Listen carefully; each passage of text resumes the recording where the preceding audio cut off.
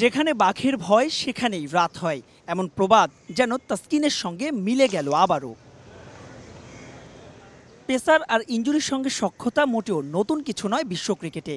তবে তাসকিন ইনজুরি আর ফিরে আসার গল্প যেন চেনা কোনো পাণ্ডুলিপি। 2014-তে অভিষেকের পর থেকেই ঢাকা এক্সপ্রেস নিয়মিত লড়ছেন যার সঙ্গে। বৈশ্বিক কোনো টুর্নামেন্টের আগে সে নিয়তি যেন আরও বেশি করেই ধরা দেয়।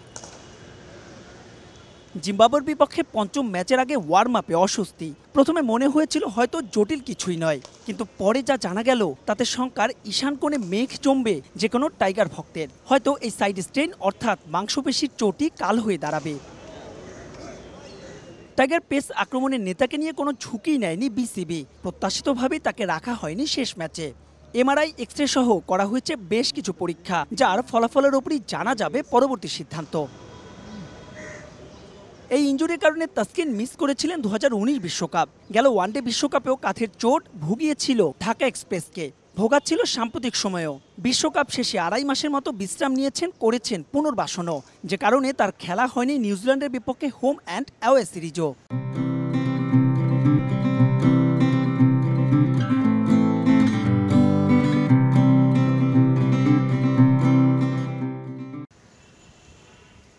সবশেষ বিপিএল দিয়ে তাসকিন খেলায় ফিরেছিলেন, এরপর খেলছেন টানা ক্রিকেট। সোনার ডিম পাড়া হাঁসকে নিয়ে বরাবরই যেন উদাসীন ছিল বিসিবি, যেই কারণে তাসকিনকে খেলার অনুমতি দেওয়া হয়নি টি-20 ফরম্যাটের আইপিএলে।